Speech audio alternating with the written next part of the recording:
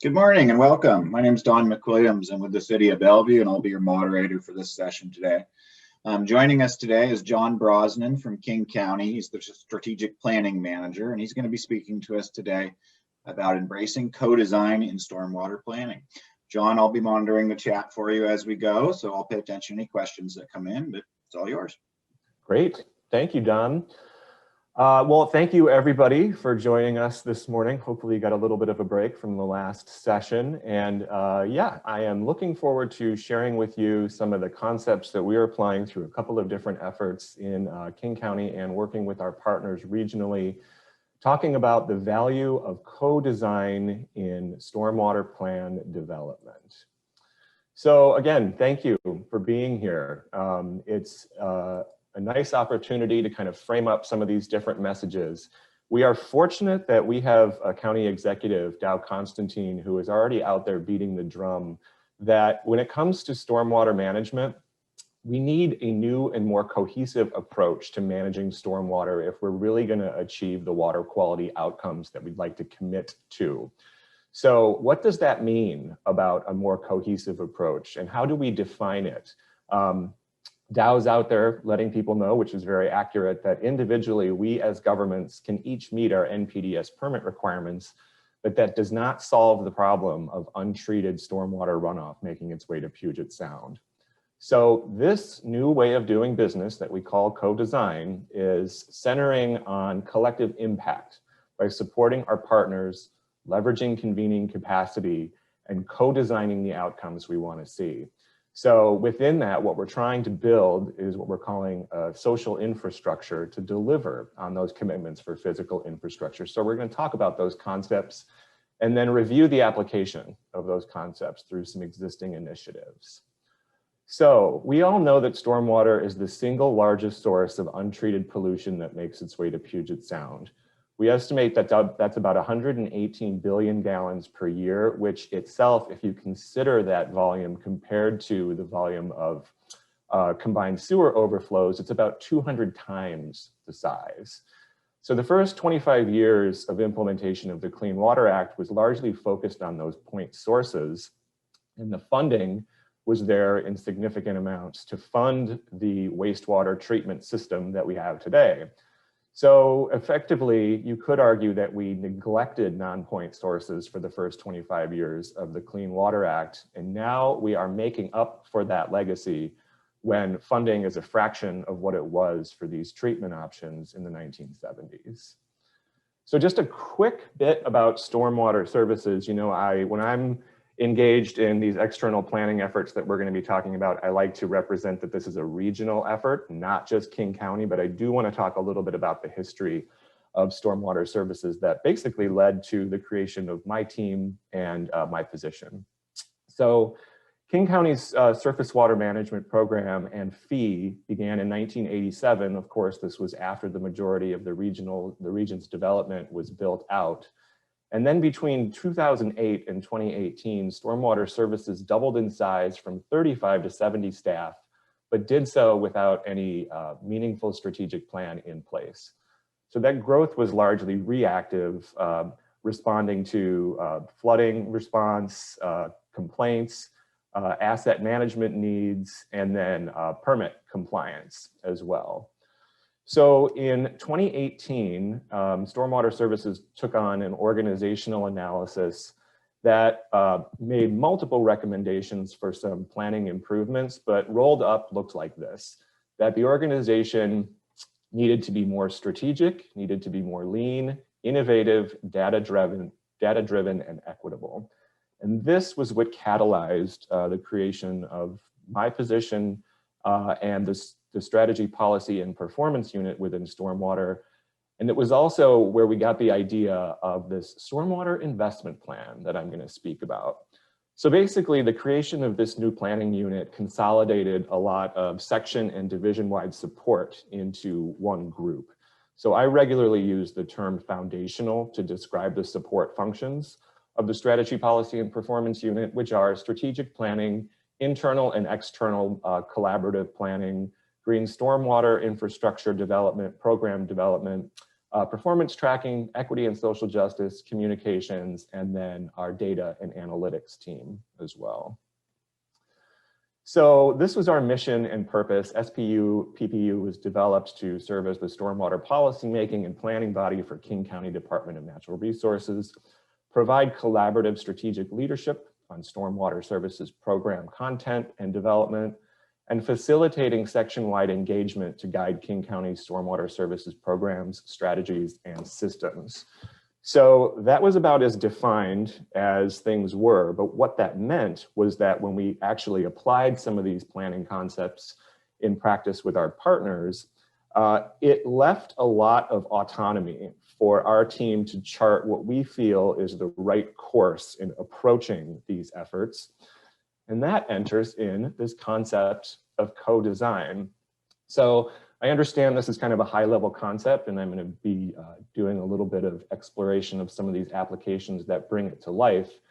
But really, considering what is co-design, it centers again, as I mentioned, on that collective impact and collaborative advantage. So if success of any one government or any one of our efforts individually can solve, can treat stormwater, but it does not solve the stormwater problem regionally. So how can we focus our convening capacity to help boost the capacity of other partners and identify which organizations have unique strengths that they are able to lend to collaborative efforts, and then have the group of folks, making sure that you're representing all these different sectors that we work with, to co-design our shared outcomes. What we would argue is that this translates to broader buy-in and more durable outcomes as partners see themselves within the outcomes of a particular planning effort. So this is an example of the community engagement continuum. There is a couple of different examples of these out there. Historically, there is a perception that King County has tended to operate more on the left side of this spectrum.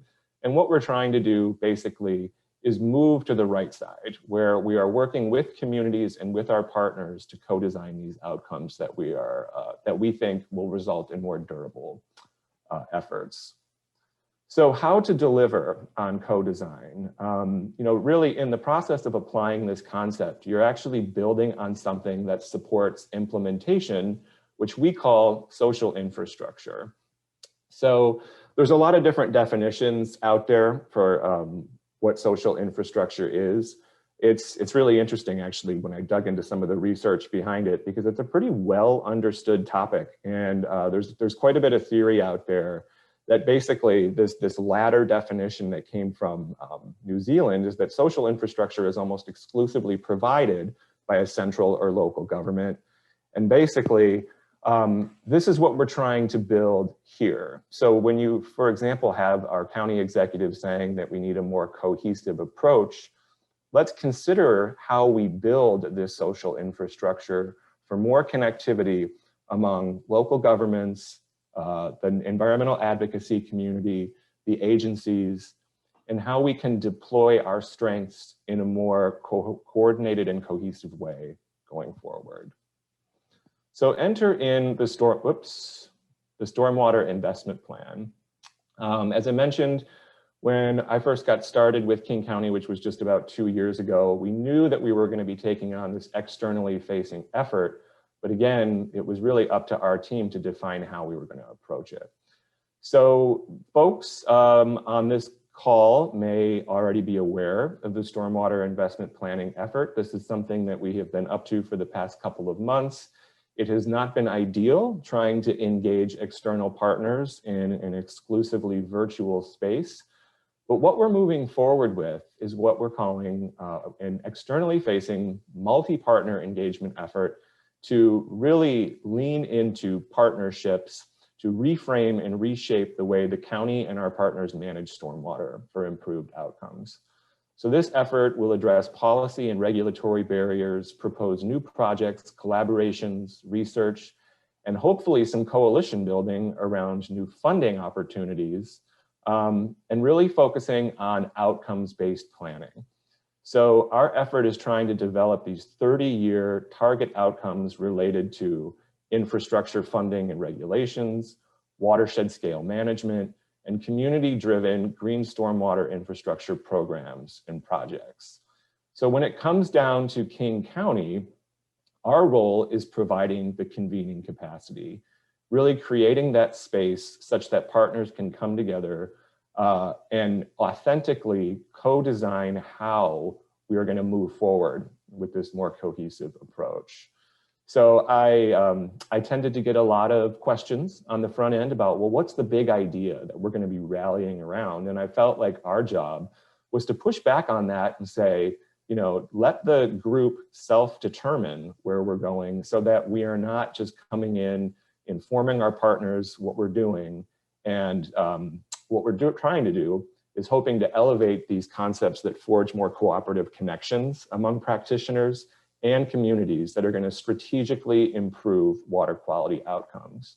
So some of the key questions within this are, how can King County successfully partner with jurisdictions and external partners to define the research and the projects that we know we need that will implement those water quality outcomes?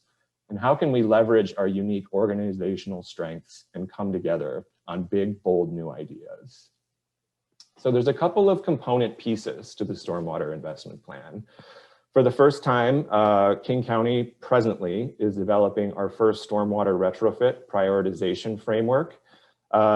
Oftentimes you get those policy questions of what kind of a decision-making rubric can we put in place that's going to prioritize investments either in the less degraded upper watershed or the more degraded lower watershed, and start to identify on a basin by basin scale where we need to be investing first in the stormwater retrofit need. There's an effort underway right now in White Center with members of our team leading the development of a green stormwater infrastructure strategy, working with communities and authentically designing a process where we're going to the community, getting community input, and then showing how that feedback is represented in program development on the ground. There's a communications and engagement plan that supports this overall effort. And then longer term, as the year continues here, we will have some new tools to bring together with the Stormwater Investment Plan. The water quality benefits evaluation is an effort underway within King County right now, which is evaluating those structural and programmatic investments on the ground from a perspective of what's going to really get us the most bang for the buck on a basin by basin scale. Those results will be public, implementation ready suggestions at the end of this year.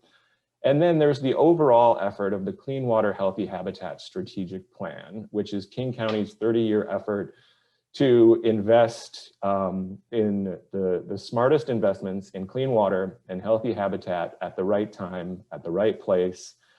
And the Stormwater Investment Plan is a primary component of the Clean Water Healthy Habitat strategy. So where might we go? You know, we have been doing a lot of consultation with other practitioners around the West Coast of the US, as well as in Vancouver, Canada, and their Rain City strategy team. They have a lot of really interesting tools. These different folks have gone before us. What could we do with an in-lieu fee program for low impact development here? That would be an opportunity to potentially make the right investments in the right place and also generate new funding opportunities. Again, how will we leverage that retrofit prioritization framework tool going forward? And if we are going to be developing some more coordinated approaches around regional engagement, what could that lead to? Like, could we actually get into a situation where we have flow credit tradings from a basin to basin approach? We're going to need a lot of jurisdictions and other partners on board for that. And how might we start thinking now, longer term, about creating some new funding sources, maybe some coalition building around new bonds or new sales tax measures that are going to generate the funding that we're going to need to actually achieve the stormwater retrofit need. So thinking much longer term, What about ideas related to potentially integrating stormwater retrofits with fish passage projects, green stormwater infrastructure? These are some of the things that we're talking about in the development of the Stormwater Investment Plan. So kicking things off, currently, we are about to begin this campaign around the Stormwater Investment Plan with what we're calling a Stormwater Summit on May 18th and 19th. So what is it? It is an opportunity to gather regional practitioners and thought leaders and decision makers and bring in the elected officials, including the King County Executive. So he's interested in using this platform to issue a call to action for that new way of doing business, and then define a new course and seek commitments for how we're going to achieve that. Whoops. So what we're hoping to do with this is to learn from our peers and seasoned speakers from other locations who have gone before us, review successes and lessons learned, and then shift to engaging opportunities for some breakout groups to consider how to operationalize the Stormwater Investment Plan's guiding principles and values. So what we're trying to do is lead with the how, not the what. The Stormwater Investment Plan is committed to and centered on equity and social justice, really guided by those years of underinvestment in the most polluted and impacted communities who have borne the brunt. And so the county executive is already out there saying that as we move forward on operationalizing our stormwater commitments, we will act first in BIPOC communities. So after engagement on content, participants, what we're going to ask folks to do is design and commit to that more cohesive approach, working more closely together, and then embarking on a public engagement campaign to build the regional understanding of the stormwater challenge and co-design those outcomes and actionable strategies working with local communities. So what if we measured our success by our choices? What if we measured the success of our choices by the outcomes that they deliver for people and ecosystems? What if we prioritized water management projects that promise benefits like equity, increased green space, fish passage, and even transportation improvements? And what if our approach to water management reflected that we all see stormwater, wastewater, and drinking water as connected as they are? So the summit is going to focus on how we operationalize our commitments to equity and social justice, how we're going to do the community engagement and partnership work that we need, including incorporating the concept of design justice and how we build this effort. Being very clear that the sum of the parts can contribute to more than anyone can individually. So defining that concept of collaborative advantage, and then ensuring that all of these efforts address climate adaptation as well. So for folks who are interested in learning more, I'm just going to put in a plug right there to go to stormwatersummit.com to RSVP for these discussions and learn a little bit more as well. So some quick existing examples. When we talk about applying co-design through the Stormwater Investment Plan, there are several examples that are currently in practice that are building that social infrastructure and maintaining a genuine commitment to information gathering from authentic community engagement. So I mentioned the Green Stormwater Infrastructure Strategy in White Center. This is an effort being led up by some members of our team to authentically work with the community, hearing from folks how they would want to see green stormwater infrastructure deployed.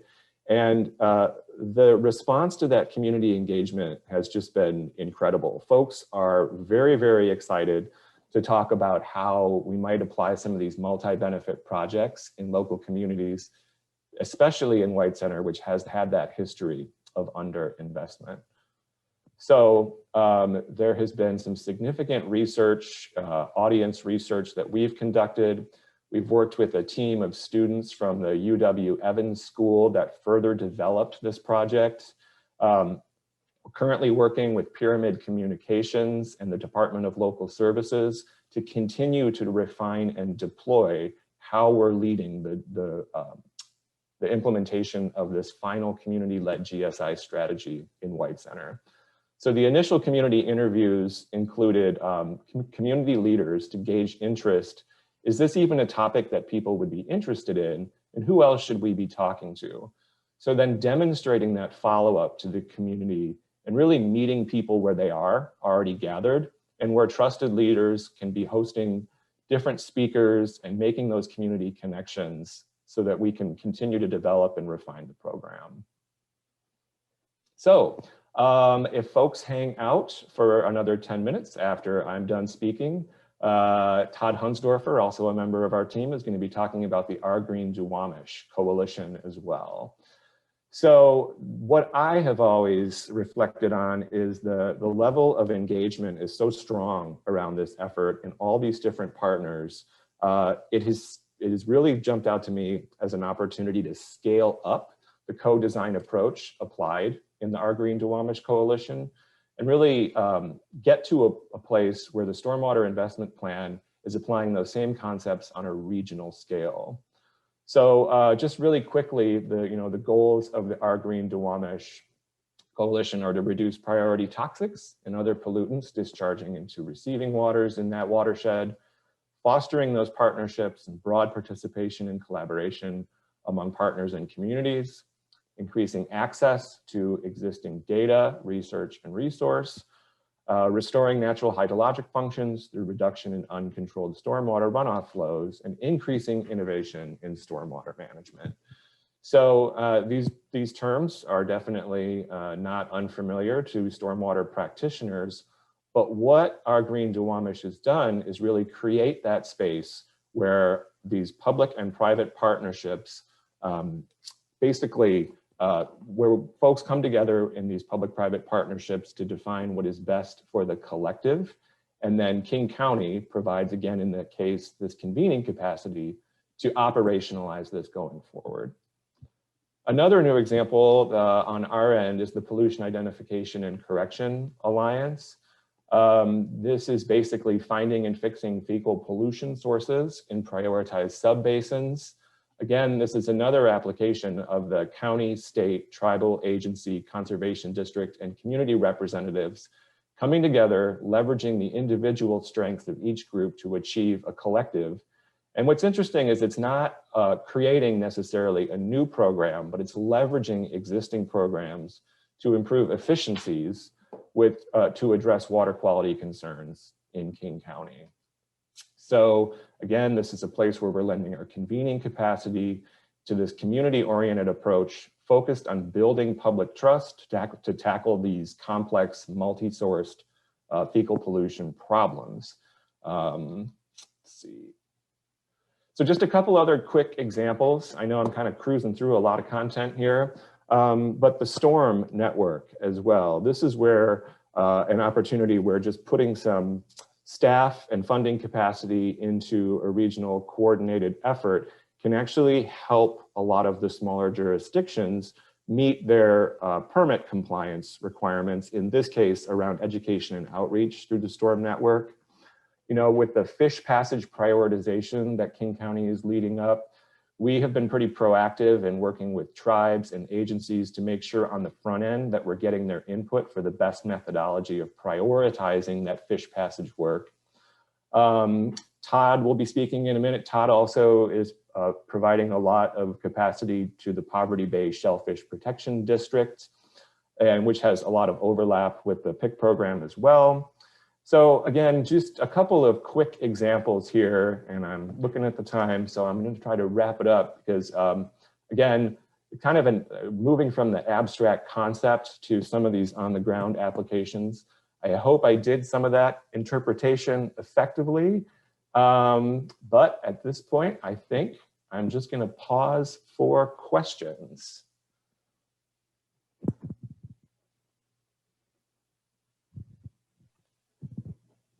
All right, thanks, John. I see we have a question that came early on in the conversation. And the question is, what do you think are the characteristics of those organizations most nimble and able to build capacity? I'm sorry, could you repeat that one, Don? I might just... Yeah, what do you think are the characteristics of those organizations most nimble and able to build capacity? And this was very early in your presentation. Okay.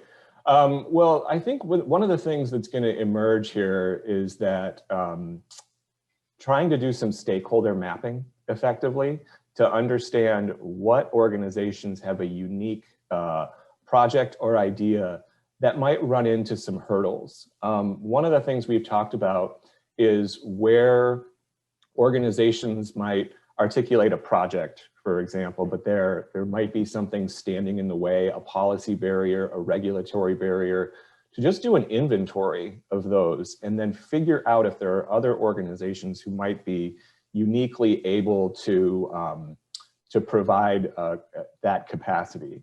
So, for example, we had a conversation with some folks at WashDOT, and they were talking about a nonprofit partner who had kind of had a great idea for treating stormwater runoff from the I-5 bridge, but that there was a liability issue that they were not able to apply. And it came to my mind like, well, what could King County do to actually provide that capacity and assume that liability such that a good project idea can move forward? So there's going to be some stakeholder mapping along those lines to determine, you know, where might King County or where might another organization be able to provide that capacity that one group lacks. All right, thank you. I have a question for you. Yeah. Post summit that's coming up here, what is your long-term vision for this program? Where do you see this going in the next, 2 to 5 years? Well, that's, one of the conversations that we had, very frankly, in some of these recent workshops is that because we've been operating in a virtual space, we have not really had the opportunity to connect with communities on all of these different issues. I talked about the Green Stormwater Infrastructure Program development in White Center. That's an excellent example, but how do we scale that up for the broader work that needs to be done around stormwater management if we're truly going to live up to this commitment of moving the needle on clean water outcomes? This is going to be a long-term commitment. The 30-year outcomes that we're trying to begin articulating for the Stormwater Investment Plan, they're paired with an understanding that our work is never done until local waters are more fishable, swimmable, drinkable, and providing those equitable recreation opportunities. So there's going to be that commitment to community engagement is going to be front and center.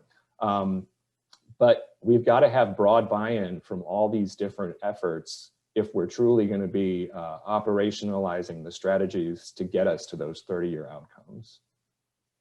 Great, thank you. Mm-hmm. And then last question, how do folks get involved? Well, I definitely would make another plug for stormwatersummit.com. That is the landing page for RSVPs for these conversations.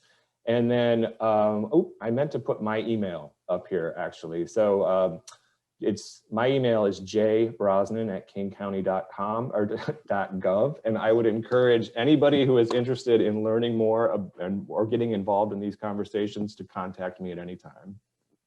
All right. Thank you, John. We appreciate it today. It sounds like some good stuff going on. Oh, thank you, Alyssa. Thanks for putting that in the chat too.